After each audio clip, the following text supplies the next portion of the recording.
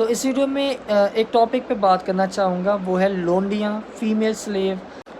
جو کافی ایتھیسٹ ہیں جن کو نا وہ بات سمجھ نہیں آتی،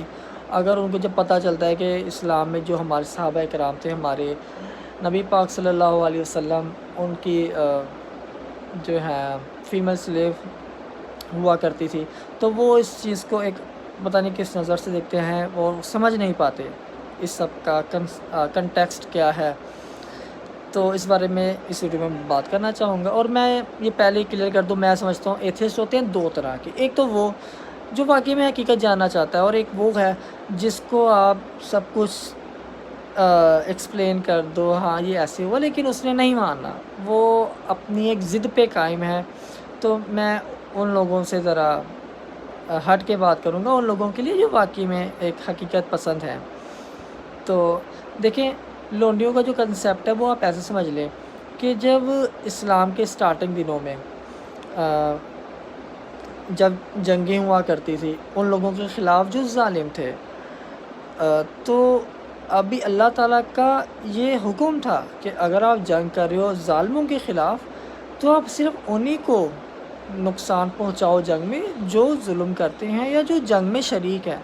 آپ نے بزرگوں، بچوں اور عورتوں کو کچھ نہیں کہنا۔ تو یہ تھا اللہ کی طرف سے ایک حکم۔ اور اس کے بعد جب عورتوں کے بارے میں ہے کہ لونڈیاں، فیمیل سلیو، وہ یہیں سے ہے۔ اب وہ جو عورتیں ہیں، آپ نے ان کو اپنا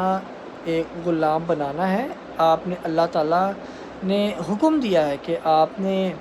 ان پہ زبردستی آپ سیکشول ڈیزائرز پوری نہیں کر سکتے۔ آپ نے ٹریٹ ایسے کرنا ہے جیسے آپ کی وائفز ہیں، مطلب آپ نے ان کی ٹیک کیئر کرنی ہے۔ آپ نے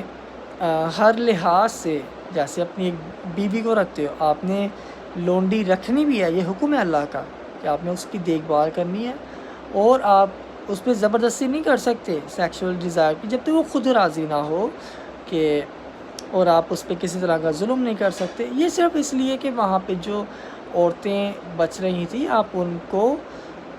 پرووائڈ کر سکیں، آپ ان کے لیے جیسے اللہ تعالیٰ نے بنایا ہے مرد کو پرووائڈر، جیسے آپ اپنی وائف کو پرووائڈ کرتے ہیں اپنے بچوں کو، ویسے آپ نے اس کو پرووائڈ کرنا ہے۔ تو یہ آسان نہیں تھا یہ صحابہ کرام کا، لیکن بس اللہ کا حکم تھا، آپ نے نقصان نہیں پہنچانا، آپ نے ان کے ساتھ کوئی زیادتی نہیں کرنی، آپ نے ان کو اپنا بنا کے ان کا خیال کرنا ہے۔ اور اگر وہ چاہیں کہ ہم آزاد ہونا چاہتی ہیں، تو آپ نے اپنے اللہ تعالیٰ نے جو آپ کو مال دیا ہے وہ مال دے کے ان کو آزاد کرنا ہے۔